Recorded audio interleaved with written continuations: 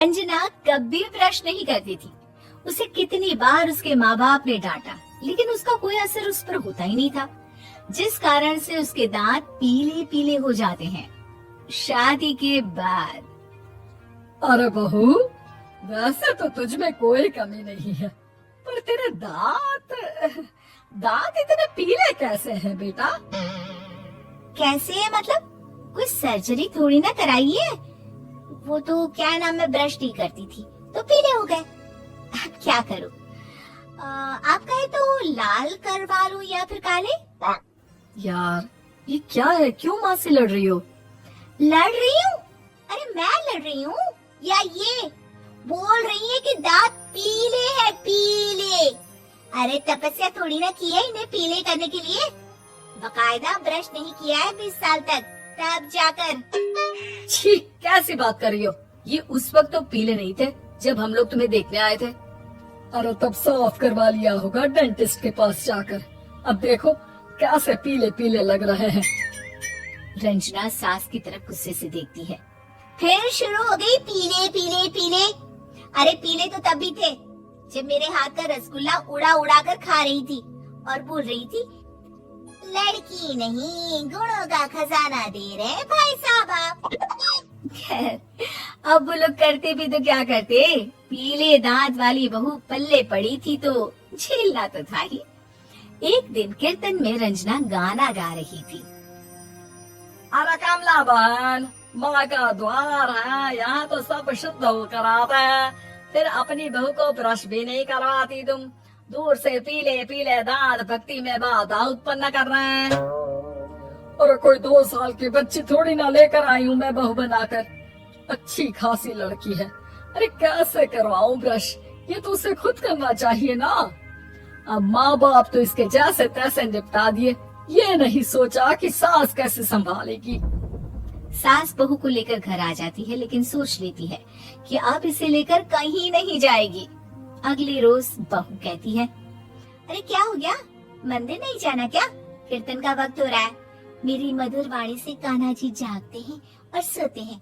आप तो जानती है ना उनकी भक्ति में कितना मन लगता है मेरा। वो क्या है ना, तबीयत ठीक नहीं लग रही है मेरी, आराम करूंगी मैं। तबीयत ठीक नहीं लग रही? अभी तो मिथुन के गाने पर नाच रही थी आप, और अब बोल रही है कि तबीयत ठीक नहीं लग रही। अरे भक्ति में मन लगा लो सासू माँ, ऊपर जाना है, क्या मुंह दिखाओगी आप? हाँ? सास को बहू की बात पर गुस्सा आ जाता है। मैं क्या मुंह दिखाऊंगी, इसकी चिंता तो ना कर, समझी? अपने मुंह की चिंता कर, जो ये पीले पीले दांत लेकर हर जगह पहुंच जाती है। पता है लोग कितना मजाक बनाते हैं। ना जी ना, मैं नहीं जाना कहीं तेरे साथ। तो ये बात है। कोई ना, मत जाओ, मैं अपने कमरे में ही बैठकर भक्ति कर लूंगी।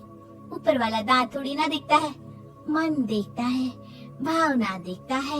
और अरे बस बस, तू सब कुछ दिखा, बस ये सफेद चमकदार दांत ना दिखाना किसी को, है? जा यहाँ से। बहू को सास की बात का कोई फर्क नहीं पड़ता। वो तो जैसी थी वैसी ही रह जाती है। सुबह नहाकर किचन में खाना बनाना, फिर खाना खाना, कीर्तन भजन करना और सो जाना। एक दिन, माँ जी मैं सहेली के घर जा रही हूँ, शाम को लेट आऊंगी। हाँ हाँ, तो जाना, मैंने कौन सा तेरी आरती करनी है घर पर बैठकर। रंजना सहेली के घर जाती है, जहाँ वो पार्टी में जाने की तैयारी कर रही होती है। अरे शिखा, कहाँ जाने की तैयारी कर रही है? मैं गलत वक्त पर आ गई क्या? अरे नहीं यार, उल्टा सही वक्त पर आई है। मैंने ये साड़ी और ज्वेलरी निकाली है यार, शाम को इनके ऑफिस की एक पार्टी में जाना है। मत आना, कैसा लग रहा है ये सब? नहीं यार, इस ड्रेस के साथ तो वो वाली ज्वेलरी अच्छी लगेगी। हाँ हाँ सही बोल रही है, मैंने ध्यान ही नहीं दिया। वैसे तो हमेशा से मस्त फैशन सेंस रखती है। तो बड़ा जाती होगी ना पति के साथ पार्टी में। रंजना कुछ नहीं बोलती, बस सोचती है कि यार काश ये बात सही हो जाती, पर मैं क्यों नहीं जाती पार्टी में? क्या इन लोगों की कोई पार्टी होती नहीं होगी?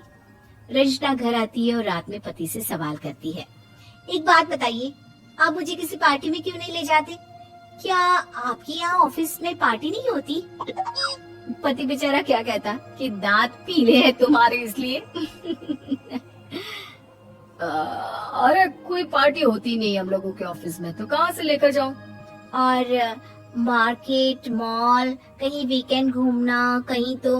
अरे यार, सारे हफ्ते में एक छुट्टी मिलती है, तो सोचता हूँ कि आराम ही कर लूं। क्यों? रंजना मन मार के रह जाती है। पहले कभी सास के साथ मंदिर जाया करती थी, लेकिन वो भी सास ने ले जाना बंद कर दिया। घर बैठी बैठी रंजना बोर हो जाती है। तभी उसे आइडिया आता है और वो मायके जाने का सोचती है। सासू माँ, 2 दिनों के लिए मम्मी के घर जा रही हूँ। अच्छा ठीक है, आराम से जा।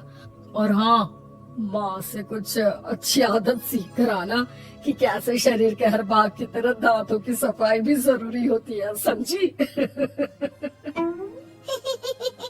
शुरू हो गई ना आप। वो लोग आपकी तरह नहीं है कि छोटी छोटी बात का बतंगड़ बना दे। उन लोगों के लिए मैं मायने रखती हूँ, ना कि मेरे पीले पीले दांत। रंजना माँ को बिना बताए उन लोगों को सरप्राइज देती है, लेकिन जैसे ही वो दरवाजे पर पहुँचती है, अंदर देखती है कि घर वाले कहीं जा रहे होते हैं।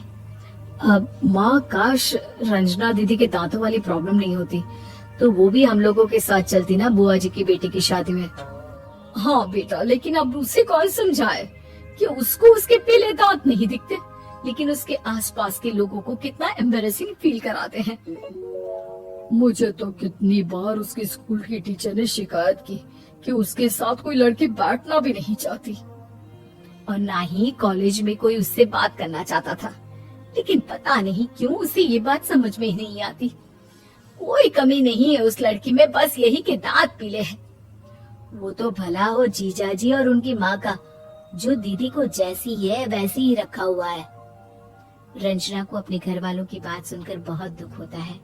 वो सोचती है कि वो क्या करे, लेकिन फिर वो सीधा डेंटिस्ट के पास जाती है, अपने दांत चमकाती है और कसम खाती है कि वो रोज ब्रश करेगी। और क्या हो गया? तुम तो 2 दिनों के लिए गई थी ना?